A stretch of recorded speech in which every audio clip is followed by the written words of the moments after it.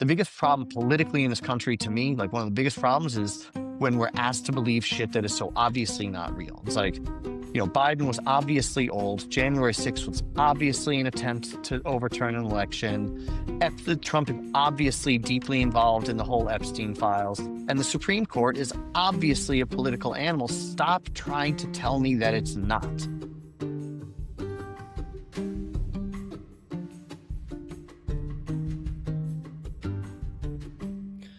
What's up, y'all? Welcome back to the Before You Speak podcast. Your host, Derek Peterson, here with your other host, Elwin Hutter. How you doing this week, Elwin? All right, man. How are you? I'll be honest. This week has been a little tough. I lost my first dog this week. Shit. Dude, our pup, Suki, our hearing dog. We have two deaf dogs and a hearing dog.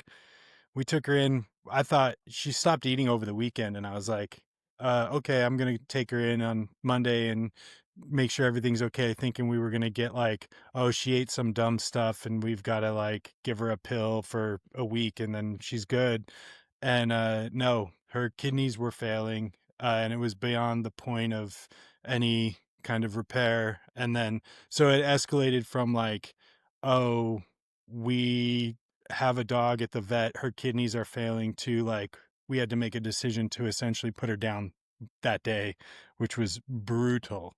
So I have never had to do this before. So I am just now getting back to a place where I'm like, all right, let's I can be a slightly normal again. But yeah, it's Yeah, tough. that sucks. I've had that a couple times with dogs, and it's like, yeah, it's never fun.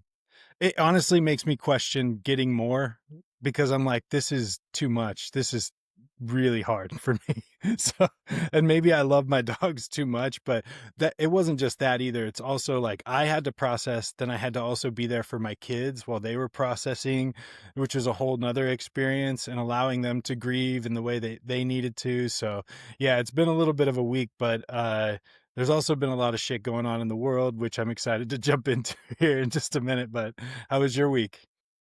It was really good. I've got the Iowa shirt on. Yeah. My daughter, this week was the National Signing Day for the Fall National Signing Day. There's two, and swim dive is one of the sports. So she formally signed the letter of intent to go to Iowa. Now the whole process is officially over. We signed the scholarship papers.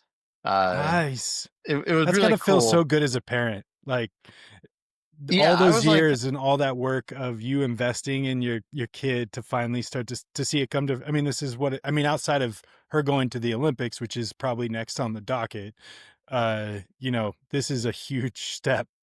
yeah, I think I didn't. It was interesting. The few days leading up, this was Wednesday. So, like Sunday, Monday, Tuesday, Lisa and I would talk, and she was like, this is such a huge day. Like, this is the culmination, exactly what you just said. And I was like, okay, like this is cool. It's day, it's exciting. Bianca's super duper excited. We had a party at night at our house, but I was like, I didn't I didn't fully appreciate until her high school did a really great job. They had the whole thing. There were probably 200 people in an auditorium. All the kids that were signing that day, they brought them all up individually. The coaches said something nice. They sign at a table, just them. They take pictures. Uh, all their teammates are there. Their teachers and administrators there. They they really gave it the respect that it deserved. And that was when I was like, oh, this is really very, very cool. Yeah. Yeah. So it was great. It was just, yeah, it was better than I thought it would be. I thought it was going to be cool, but it was cooler, and yeah, all good stuff. So I'm bookending you, we're even Steven together. Dude, that's awesome, man. And obviously well deserved. B is an incredible athlete, so I'm excited to see what she does in college. Thanks, So man. and beyond. But let's jump into the news this week. I mean, I guess the thing that's dominating probably both of our news feeds is the Epstein files. This is some crazy shit.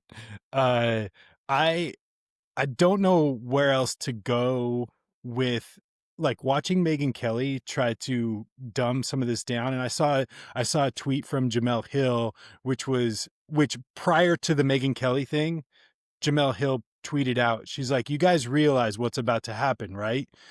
They are going to come out and start dumbing down the age of girls and basically trying to find ways to make what's happening okay." And no joke, like 3 hours later, Megyn Kelly goes on the air and does that exact thing. And I was like, my God, like, this is like, what world are we living in? Like, I don't care what side of the aisle you are on, like, Democrat, Republican, atheist, Christian, you know, what your race or gender is. If you are having sex with underage kids, you belong in prison, and every single one of your assets should be seized. Like, that's just my view on it all. It's a slam dunk. It should be a slam dunk. There should be no gray area. This should be something that we can all uh, not even rally around. Just be like, yeah, no, no shit. What you just said, Derek, is exactly right. And you know what where I can't get past, and this is where I've been with Trump for since he started. And let's be fair and clear. There's no like evidence about him actually there's no smoking gun about him and having sex with underage women. At least Uh nothing that we've seen so far. Nothing that The we've seen. the emails are released, but those aren't the files. Those are the actual just email correspondence between, I think, that Jeffrey Epstein, but the actual files are the court documents, correct? Yeah, there's also files that come or documents that come from Jeffrey Epstein's estate. That's where you've sort of seen these dumps come from the administration or Congress, and then also from the estate. But you know, it's exactly what you said. And Trump said in 2016 during the campaign, he was like, I could stand in the middle of Fifth Avenue and shoot someone. And getting away with shooting someone in the middle of Fifth Avenue should be more acceptable to us than knowing and being best friends with the world's worst pedophile, the world's worst serial sex trafficker and rapist, and knowing his entire network. And we could go for hours about his network Oh and yeah. the international implications of all of this. But the thing that's always gotten me, and that Jameel Hill, Megyn Kelly lead in is really great. The the cope or the thing that I've never understood about Trump is why people don't believe that he's just a fucking scumbag. Like that he knows we don't know that he was having sex with underage girls. But we do, You- right? But we do. And we But we do, do, right. And because we we're do. humans and we know understand where there's smoke, there's fire. So, like, And I mean, he has decades long amount of smoke. The yes. smoke with him was there in 2016. And somehow, instead of seeing this smoke and being like, whoa, this guy's a bad guy, half the country was like, no, no, no. Like, it doesn't matter that he wants to it says he can grab women by the pussy and do whatever he wants with them. It doesn't matter because he's talking to me or whatever their reason is. It just doesn't matter. They keep pushing aside who this guy obviously is over and over and over again when it's completely clear who this guy is. So, and he's showing it even now, like the steps he went to prevent that discharge petition from being signed. Right, he had Lauren Boebert in the White House Situation Room, the most famous secure crisis management room in the world, to get her to not sign this thing. There's so much smoke. If we were in the room, we'd choke in 30 seconds. And there I goes don't the know. right. Yeah, this is the whole thing for me. I don't know how you can be Dan Bongino or Cash Patel right now and have any kind of, like, I don't know how you can sleep at night. those dudes stood in front, like went on podcasts, went on every news outlet talking about how the Epstein files were going to get released. They're getting to the bottom of it. That's why they wanted their jobs in the FBI. And those dudes are now responsible for covering all of this crap up. They're a Yep. part of all of it. I don't understand how all these people can just throw their morals out the window and not just allow this stuff. Look, I don't care if it's a bombshell. I don't care who's on that list. They should all be exposed. Every single one of them should be exposed. So Yeah. it's that And simple. the thing that, like, again, the thing that gets me, and this is for me, is all that emotion and anger and I don't understand that you're saying. It's like I've been watching that for 10 years. For 10 years, knowing, like, you just see him, and then growing up in New York, I saw him for most of my life. You could just see right away, this guy is the scummiest of the scum. And for anybody to pretend to have some sort of moral sense or moral compass at all and still support him, you cannot support Donald Trump and claim morality anyway, anywhere, anytime. Yep. And I've felt that way since 2016. And now it should be very clear, but then you have Megyn Kelly. I had to learn the word ephebophilia this week. We're pulling shit out of. We're like, This why? is actually a word. It's like it's actually a word.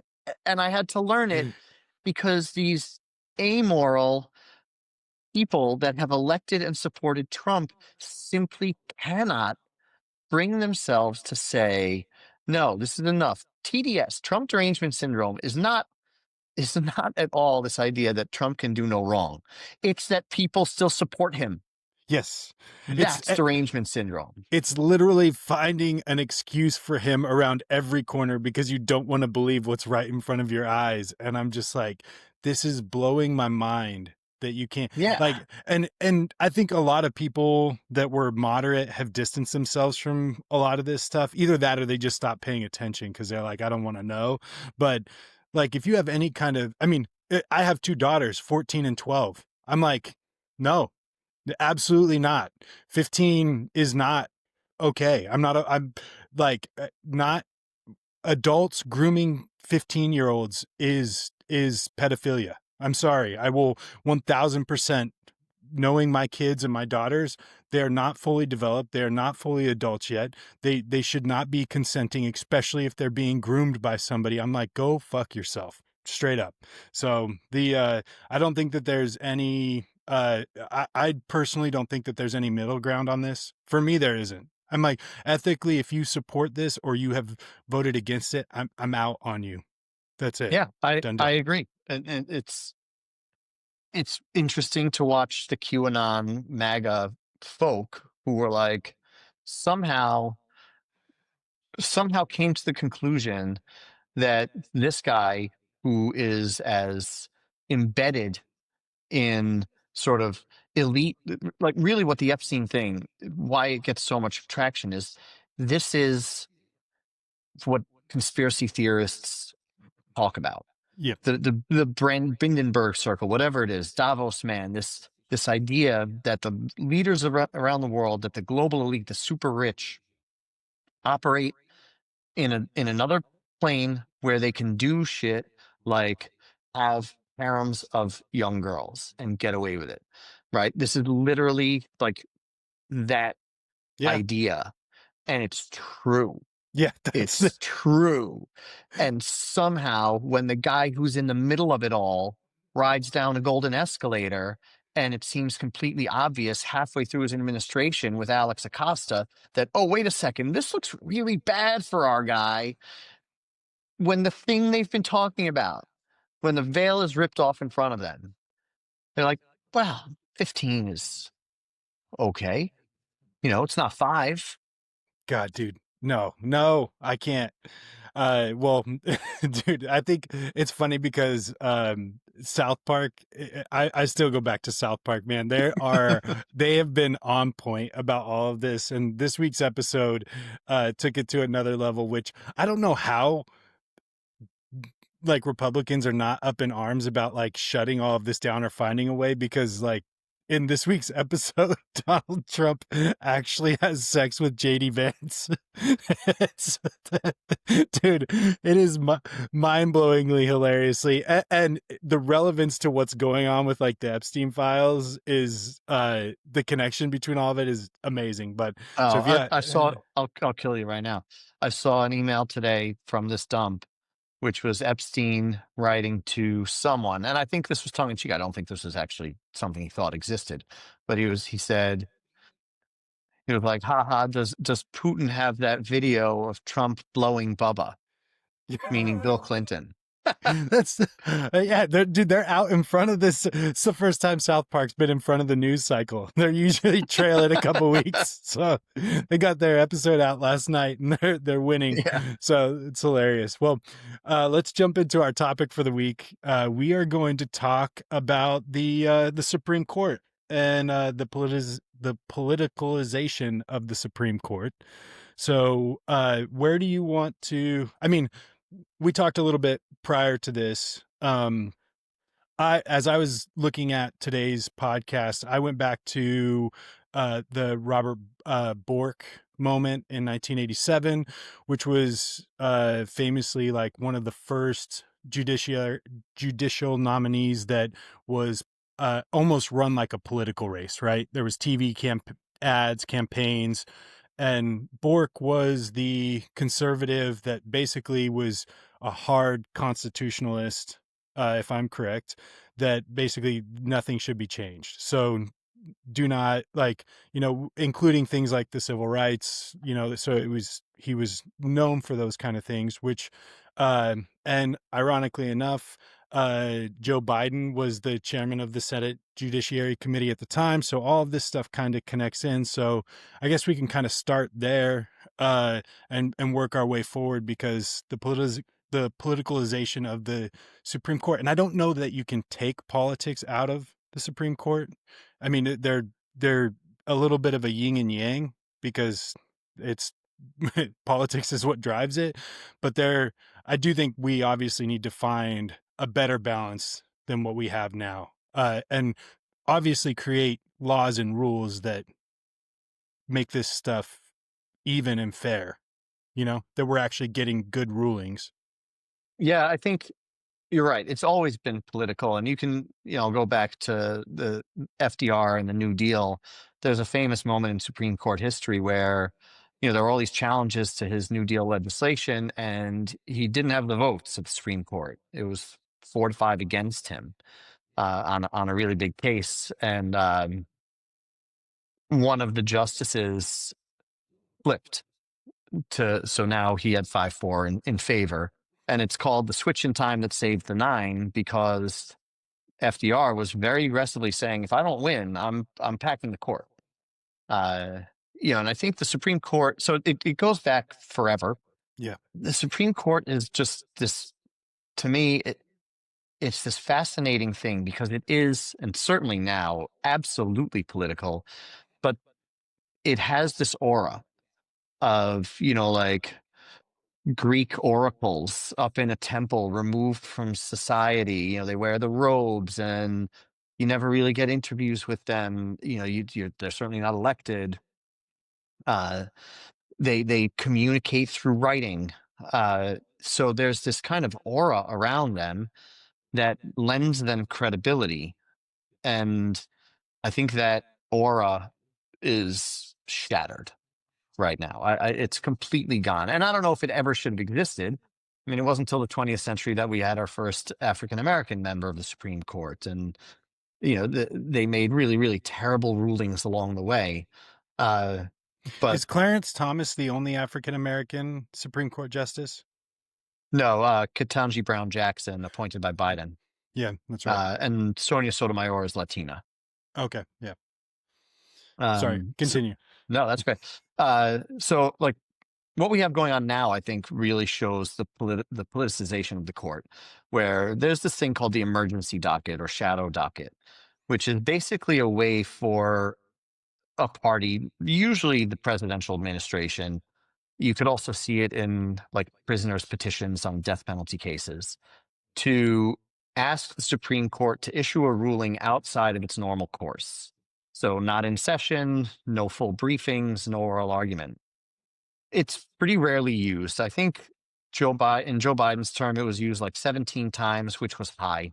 If you go back to the mid 20th century, it was used like once or twice in a presidential term. Trump has filed applications through the emergency docket in his first year of this presidency 23 times.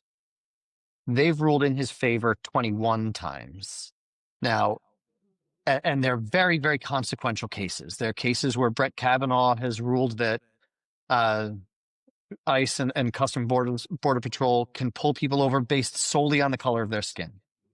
There are cases where the Supreme Court is saying it's okay to fire agency heads without going through the normal process to reappoint them.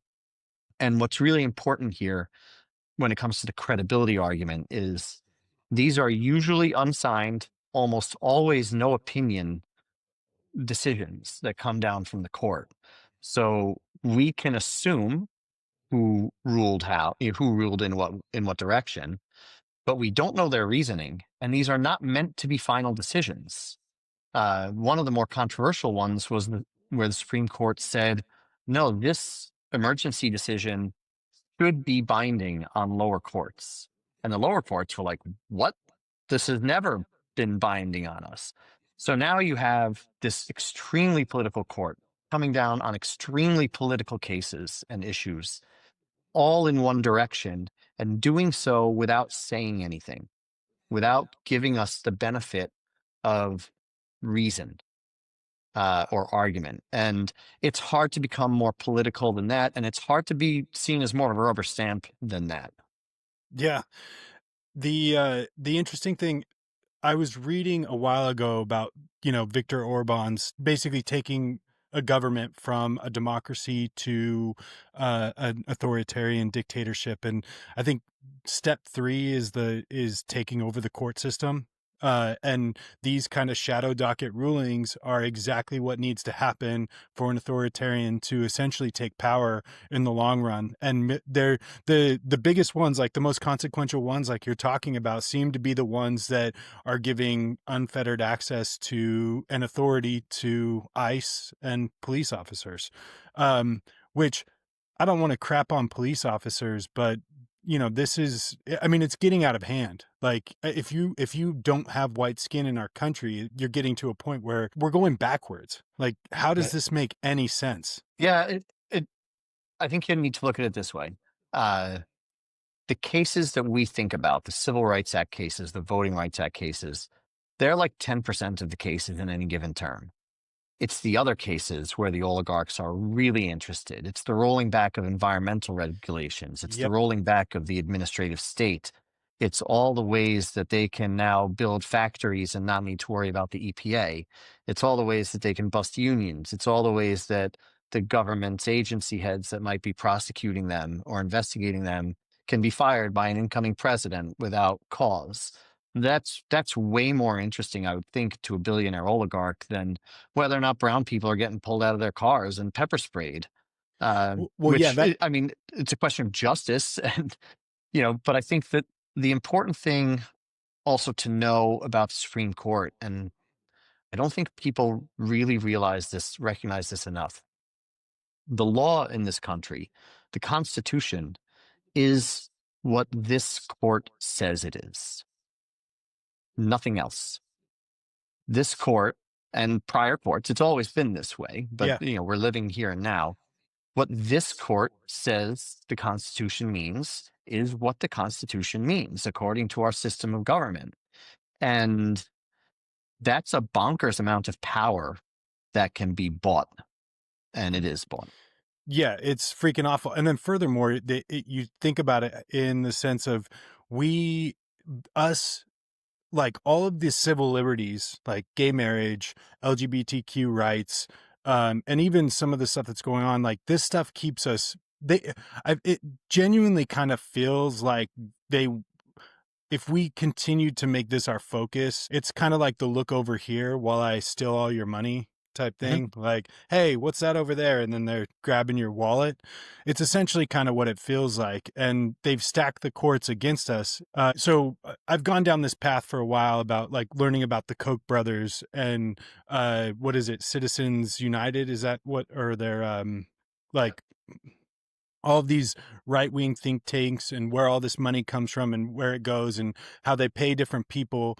And it's interesting to see the leverage that they've gained since Obama was in office, and their ability to get control of people in the Senate and Congress. And then, we talk about like the Merrick Garland not getting confirmed, and then the Republicans being able actually I'd like to hear you talk about that, because that's more I'd like to understand like what happened there and what's your take on it.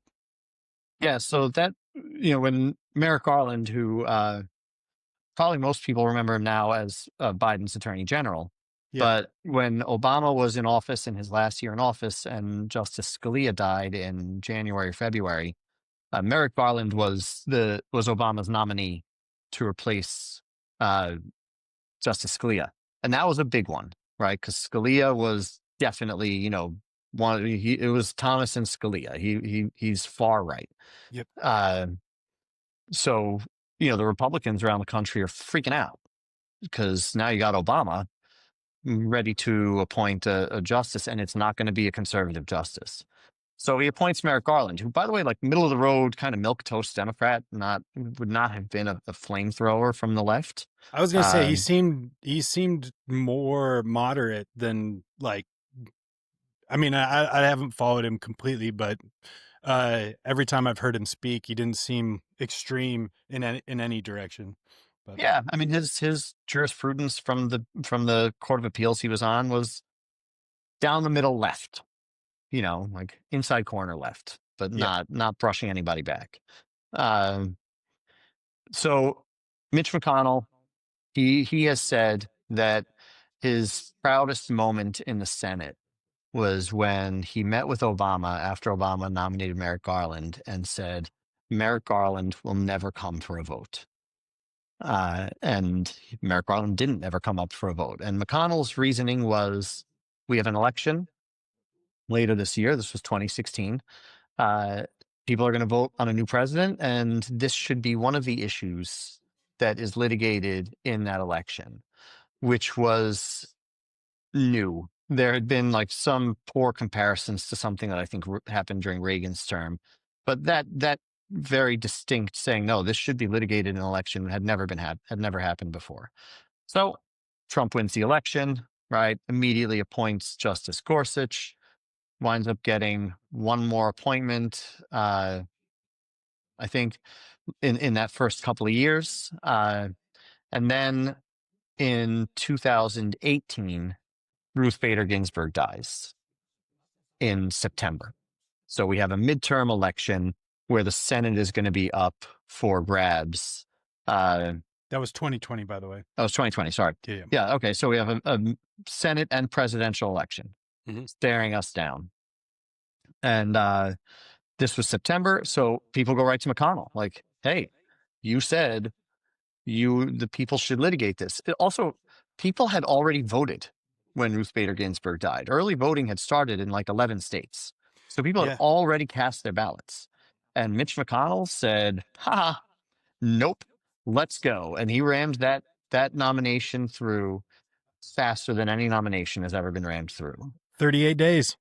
38 days. And it just goes to show it's another instance a little bit where the Democrats, they're still arguing over the rules that in a sport that the Republicans aren't playing. Yep. They've no idea what they're doing. Yep.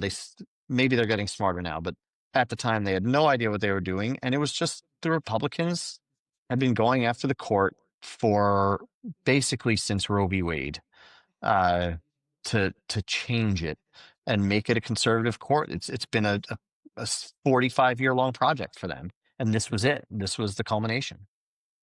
Yeah, this is one of those instances where codifying a norm into a law where we can basically fight, like there needs to be a clear outlining in the future of how this is done, at least this part of it, like a timetable, how it happens and what happens if and it needs to be written into law. Like this, like Mitch McConnell should not be the one deciding for the entire country. Like, I mean, that's the crux of it, right? You get the Supreme Court, and that's the entire reason the shadow docket can get pushed through like this. It's that was the decision that changed it all. I'm curious to ask you, if you were Obama and you could go back to the Amy Coney Barrett uh, nomination, or sorry, not Amy, Merrick Garland nomination. Um, is there something he could have done in that situation to force it through? Is executive order? Was there any way to get his nomination appointed? No, I don't think so, and I think he knew it. There is no real way around this. If that's what Mitch McConnell wanted to do, I think as soon as I kind of heard what he was doing, I was like, I don't think that Obama can do anything. You can't temporarily appoint someone to the court. You make your nomination, and the Senate has to approve or disapprove. That's the only mechanism for it. So if you don't have the Senate and the Senate majority leader is saying we're not going to make it happen, there's no requirement regarding the number of justices on the court in the Constitution. Yeah. It So hasn't always been nine. so how do we fix it? Like, how do we avoid this? Like, if we get through this and we don't end up having a king, a pedophile king to be exact, like how do we actually how do we codify some of this stuff in and make it so there is some real outlines and real change? Like we're never going to get politics out of the Supreme Court, and so there's going to be people on both sides represented, which there should be, but there has to be a better system than this. Yeah, I think there's a couple options. You could create age limits and you could stagger when justices are appointed so that in any given 4-year presidential term which justices are going to be up, uh, which seats are going to be up for appointment. Uh, you could create term limits. I think age limits for Supreme Court justice might be better. Certainly both. Like we should absolutely have an age limit on Supreme Court justices. Uh, One thing that Democrats talk a lot about is packing the court, which means increasing the number of seats on the Supreme Court. And my initial thought to that is always like, okay, yeah, great. Look, I hate this court. I don't want a conservative court. I think it's bad for everything. But you can't just say like, okay, we're increasing the seats to 13. So it'll be 7-6 us, because then as soon as the Republicans they're going to be like, great, we're increasing it to 15, or we're decreasing it again. There has to be some consistency. So to me, I would love to see someone propose increasing the number of seats to 13, because there are 13 federal circuits, meaning Mm. a case starts in district court and goes up to a court of appeals. There are 13 courts of appeals. Uh, there are 9 justices now, because when they increased the number to 9, there were 9 circuits. And there's actually still a role where, when it comes to these emergency dockets, these emergency cases are presented to a particular justice. And that justice is determined by circuit. So Justice Jackson, who recently had an emergency case with SNAP funding, she's the circuit judge for the First Circuit. Because I'll go 2 seconds into history. 200 years ago, the justices of the Supreme Court would actually go to those circuits and they would sit and hear cases in those circuits. It was called riding circuit. Yeah. So back when they increased it to 9, there were 9 circuits. Well, now there are 13 circuits. Why not propose some legislation that says the number of Supreme Court justices will always mirror the number of federal judicial circuits? And then in order to change the number, you have to eliminate a whole circuit or add a whole circuit, which is an incredibly difficult thing to do. So I would love to see that proposed. it doesn't fix the problem of justices sitting too long. It doesn't fix the politicization of the court. It is purely self-serving, where we can get rid of this fucking 6-3 majority that is awful. Yeah, this is brutal.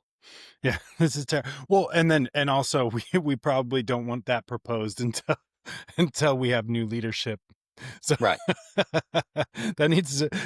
well, they wouldn't propose it right now anyway because they're in charge. So they get to take over on that. I would love to see change in a number of ways, and we've briefly touched on this before. Um, Justices getting elected, different ways to get appointed. Like, how do we manage the politicalization of the Supreme Court? Because we're not gonna eliminate it, but there does need to be some sense of balance here. I think the first thing you do is embrace it, right? Stop trying to convince us all that the Supreme Court is not political. We all know it is. So that's where I think I'm not a supporter of direct election for justices. I know some states do it. I'm just I don't think that's the resolution or the problem. I don't think the appointment process is so much the problem right now. And in the case of Bork, it was Well, beneficial. yeah, yeah, exactly. So, I mean, you could definitely make the argument that, the libs started all of this with Bork, you know? But I mean, it's still hard for me to see, like, to think that the president should just be able to pick somebody because then, like in these instances, you have two Supreme Court, and maybe this is where we find the what you said before actually kind of lands is that there is a timetable for turnover, so that happens naturally, and an age limit. So unless there's an emergency death, like somebody dies in a car accident or something like that, that how many Supreme Court justices you will be nominating during your term as president, and that turns over the following year, and so there is a little bit of checks and balances every other president at least. Yeah, I think to me that one, and there's probably problems I'm not thinking about, but if There's you always had problems we're three, not thinking about. right, incredibly sitting here, I don't know everything. I kind of like the idea of groups of three justices, of in each presidential term, three justices have terms expiring, and they can be reappointed for, let's say, their 6-year terms, and they can be reappointed for up to 18 years. Mhm. But those appointments are also staggered so that they fall in off years, so that you might have a change in the Senate. So that in 2026, let's say, right, where the president is not on the ballot, if we knew that Justice Thomas was up for his seat was up in 2027, that then becomes a very important issue in the 2026 election. And Yeah. I would say that absent some clause, like I would expect Thomas and maybe Alito to retire before 2026. They should. They certainly should. Uh, You're right. and, so there has to be some safeguard where the seat doesn't get filled. If they retire, that seat doesn't get filled until it was up. Anyway, the president doesn't get to temporarily fill a seat. So if you retire 1 year into a 6-year term, your seat is empty for 5 years. Uh, Yeah, I mean, if Alito and Thomas don't retire, I think Republicans are just at this phase of they're just going to have them offed. They're just going to be like, yeah, look, yeah, either probably. either either retire or you're just not going to wake up one day. Put their names in the Epstein files. Yeah. Clarence But Thomas. the but the thing that I think you're hitting at, which is important, and why this needs a resolution, is like I said before, the law is what the Supreme Court says it is, which means that it can change for no reason other than the Supreme Court has changed. Roe v. Wade and the undoing of Roe v. Wade and Dobbs, there's no legal change. There's no, societal change that would dictate overturning Roe v. Wade. The people on the court changed. It is nothing more complicated than that. And the decision overturning Roe is just this twisted mess of garbage logic that the same court has declined to follow almost immediately in multiple cases, uh, only to overturn a decision that they don't like. They just don't Yeah. like the decision. Well, this erodes the trust of the American people, right? You know, like this is the very thing when you like if we don't lean on precedents with a lot of these decisions, then it really does feel like everything is a political argument.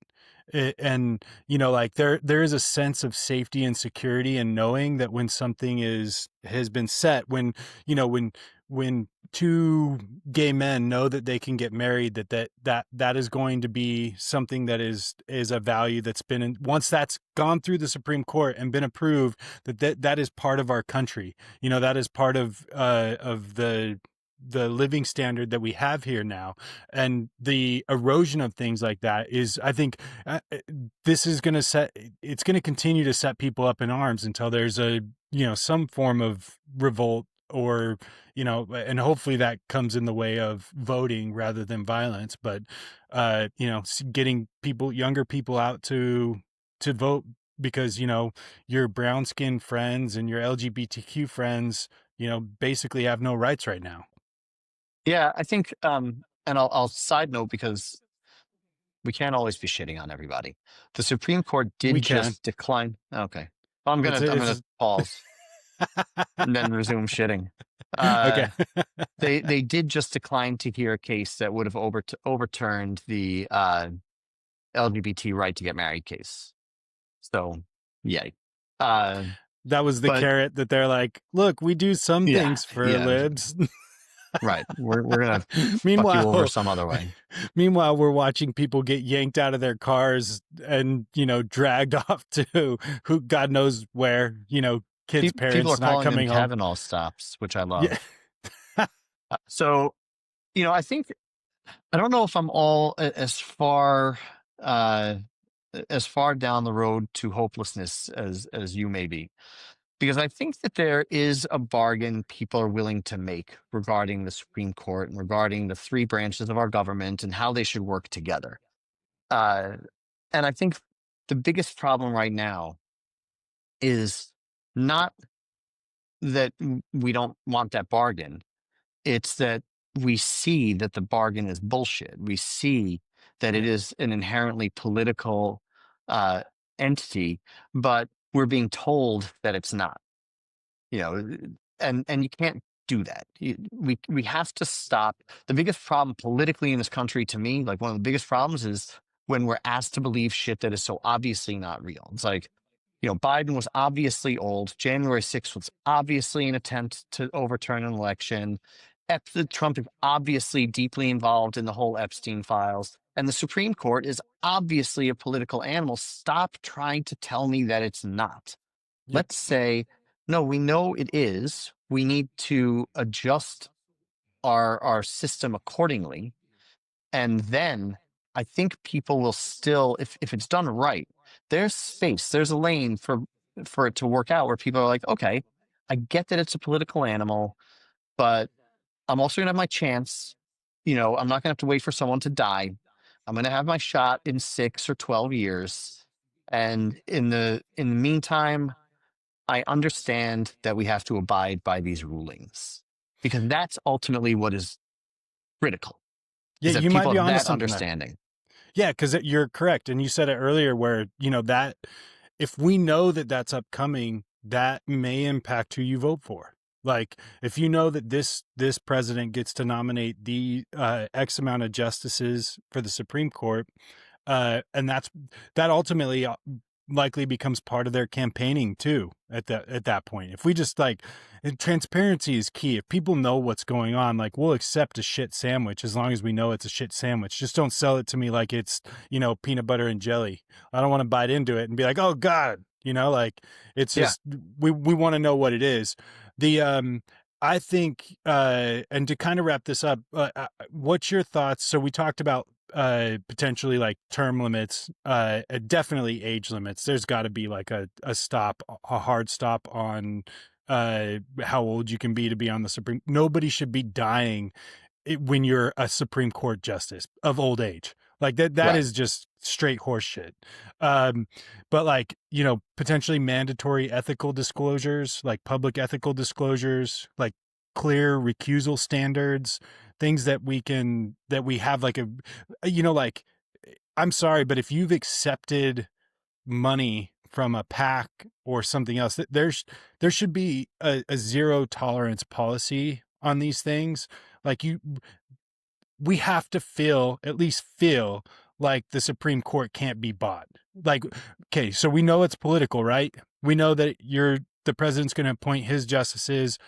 Whatever party's in control, they're gonna have control of the Supreme Court during that time. But having PAC money and outside influences on top of that, there has to be a line. We have to at least know that there's an ethical standard that we're working in the political sphere, and we're not just working for the Koch brothers who want to deregulate everything so they can just funnel their waste into our tap water. Yeah. No, I think we should certainly pay them more to remove some of the influence of outside money. Uh, and then the ethics thing is wild. It's absolutely, there should be ethical standards. The ethical rules for the entire federal court system are set by the Supreme Court. Guess guess which nine justices of the thousands of judges in the federal Supreme Court, in the federal judiciary system, basically have no punishment if they violate those ethical guidelines. What a fucking scam, Yeah. right? Like, absolutely, there should be congressional ethics rules for all of them. You can have a judiciary committee that helps inform them, whatever. But there should be, it's checks and balances, man. Somebody has to check the judiciary, not themselves, because it's wild that they're just sitting there like, yeah, we're going to punish all these lower court judges for taking like $51 concert tickets, right? That's the type of shit that has to be reported. And these guys are taking $100,000 boat rides. Yeah. Meanwhile, Clarence Thomas is on Epstein's yacht. Like, come on, Yeah, bro. It's about to come out. I can feel it. yeah, seems about right. Well, let's wrap the conversation on the Supreme Court there and get into your Elwin's angry shut the up for today. What are you mad about today, Elwin? So before I talk about what I'm mad about, worth reminding us all that, worth reminding myself, this is not about telling someone to shut up, that they can't speak, or that their opinion or what they come to is wrong or invalid. It's about saying, before you decided to make this thing, to speak these words into the universe, you should have shut the up and thought for like an hour or a day, or in the case of this week's shut the up, a month, or until the elections in 2026, because Senate Democrats, shut the up. You just crushed every election, the biggest off-year election landslide probably in history. You won everywhere, on everything, in every county, and you did it while shutting down the government. And I'll say that the Democrats were shutting down the government. I'll take that line because they were the ones that were not approving the bill the Republicans put out, right? Yeah, They wanted the healthcare subsidies passed. That, and their voters, they watched this happen for 40 days and still came out and said, yes, we love what you're doing. Keep it up. We're willing to live through a shutdown in Northern Virginia. We're willing to pay higher healthcare subsidies in New Jersey. We're willing to shut the government down to fight against data centers in Georgia. We are willing to accept the suffering of the government shutdown because you're fighting the good fight finally.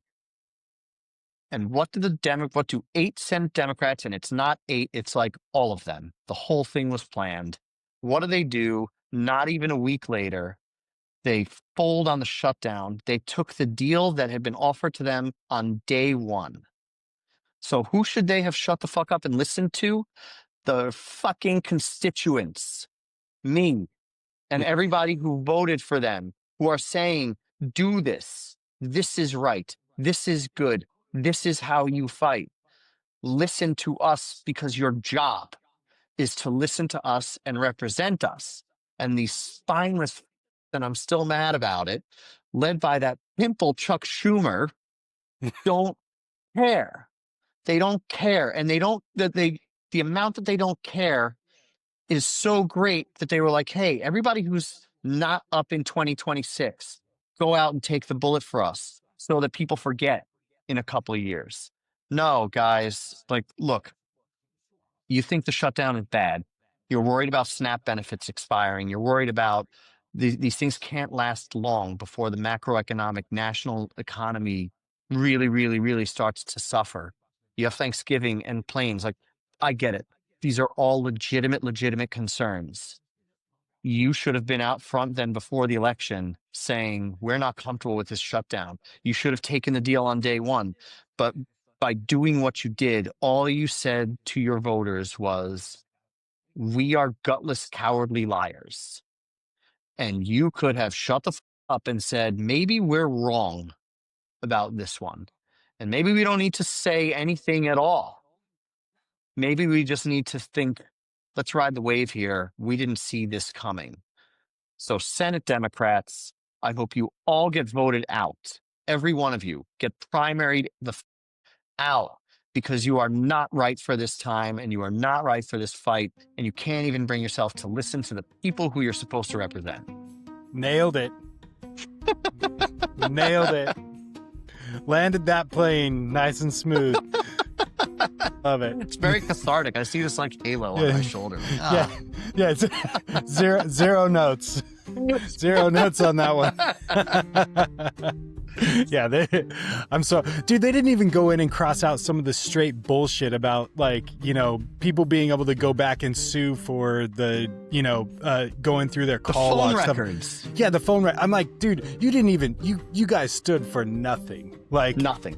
Get out of here. Get out, all of you. Like, there's one Democrat right now who I don't even like the guy. I don't even like Gavin Newsom. And he's the only one that looks like he has a set of balls at the moment. Outside of the guys that are like working, the younger guys that are coming up that we talked about last week. But I love Graham Planner. But by the way, he's down by 9 in polls to Susan Collins. If he loses, that's sad. But that dude is every video I watch of his, I like him more.